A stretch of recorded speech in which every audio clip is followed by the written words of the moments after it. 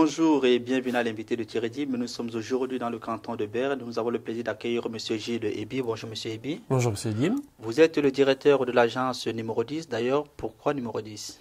Alors tout simplement parce qu'on a fait une analogie avec le football. En football, le numéro 10, c'est le joueur qui a la plaque tournante de l'équipe. C'est le stratège, le créateur, celui qui délivre la bonne passe au bon moment et puis qui fait tourner le jeu de l'équipe. Et en fait, en communication, on retrouve un peu les mêmes valeurs. Et donc on trouvait intéressant d'appeler l'agence numéro 10. Alors aujourd'hui, les entreprises doivent faire face à la complexité de la mondialisation.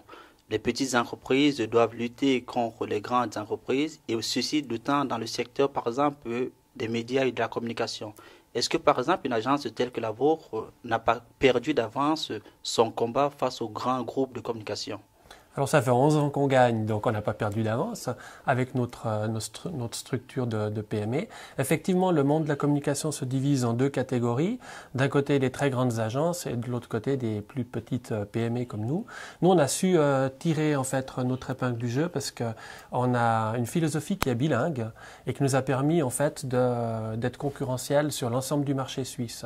Autant en Suisse allemande qu'en Suisse romande, on offre une compréhension des deux marchés, que ce soit linguistique ou culturel, qui nous permet en fait de gérer des mandats nationaux et de lutter contre des grands groupes de communication sur le marché suisse. Et donc, on essaye d'être novateur et d'amener des choses, des stratégies nouvelles, des concepts nouveaux sur le marché et de lutter à armes égales avec les grands groupes.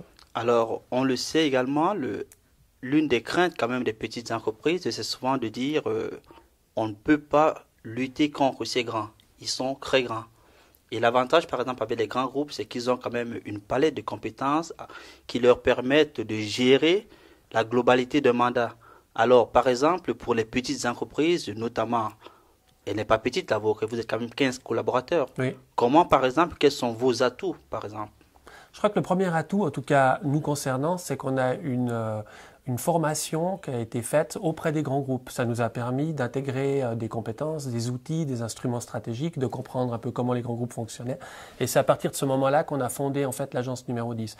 Donc on avait un sac à dos déjà rempli d'exemples et de ce que font les grands groupes en fait. Et donc on a pu s'inspirer de tout ça, garder le meilleur, et finalement rajouter tout ce qui fait la force des plus petites entreprises. Par exemple, la flexibilité, la réactivité, la proximité sont autant de valeurs qu'on peut mettre, nous, à profit pour un client qu'un grand groupe aura de la peine à proposer parce qu'on sait qu'un grand groupe, il aura plus de lourdeur, il réagira plus lentement aux évolutions du marché.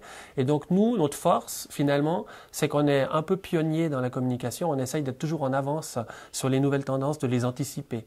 Par exemple, en 2007, on a développé la première cellule en Suisse dédiée au buzz marketing, au marketing viral. On était les premiers à vraiment intégrer ces disciplines. La guérilla aussi a intégré ces disciplines dans la communication. Et on était ici dans les premières entreprises à intégrer une ou deux personnes dans les médias sociaux en 2010. Et puis, depuis cette année, on développe la communication synchronisée. On essaye d'être toujours en fait devant les besoins des clients pour d'une part les éduquer ou les orienter vers de nouvelles possibilités stratégiques et des nouveaux outils de communication, et d'autre part être plus rapide que les grands groupes dans le flair des tendances. Alors cette année, on développe également un nouveau département qui repère les tendances sociétales et les tendances marketing et de communication. Alors, si on retombe par exemple sur ce que vous venez de dire, le vrai problème par exemple avec nos PME, c'est qu'elles ont de la peine, elles veulent faire de la communication mais elles ne savent pas communiquer. Comment est-ce qu'aujourd'hui nos PME peuvent mieux communiquer? Je crois que la compétence, elle n'est pas réservée à des grands groupes. On trouve dans des PME des gens tout à fait capables, qui ont un cursus de formation qui les a amenés peut-être aussi, comme pour moi-même, auparavant dans des grands groupes. Donc ils ont réussi à se forger je dirais des compétences qui sont solides. Après, la PME, effectivement, elle doit communiquer avec d'autres armes, elle a moins de budget. Donc quand on a moins de budget, il faut être plus malin. Il faut essayer de trouver des astuces, des systèmes D qui permettent en fait de se mettre en avant avec moins de moyens, mais d'être tout aussi visible qu'un grand groupe ou qu'une multinationale.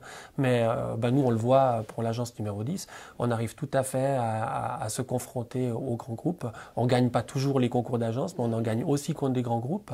Et du coup, parce qu'on a notre ADN à nous et qu'on est capable d'avoir un positionnement qui est limpide et qui est clair sur le marché et que les clients nous reconnaissent pour une différence, pour un différentiel que le grand groupe n'a pas forcément. Donc voilà, ça nous donne aussi une valeur ajoutée. En d'autres termes, alors, dans un combat entre David et Goliath, il est possible que David gagne. Voilà, exactement. Et je dirais même que c'est pas rare qu'on remporte des mandats nationaux alors qu'on lutte contre des grandes entreprises zurichoises, par exemple. Mais on met autre chose en avant, notre philosophie de bilinguisme, par exemple, nos compétences stratégiques, nos outils de branding, le fait qu'on connaisse les tendances, le fait qu'on utilise la communication classique autant que la communication dynamique. Tous les grands groupes ne font pas ça, donc ça nous permet d'avoir une vraie carte à jouer. Monsieur Ebi, merci. Je vous en prie, c'est un plaisir de vous avoir accueilli chez nous. Quant à vous, nous vous donnons rendez-vous très prochainement avec un nouvel invité. Au revoir.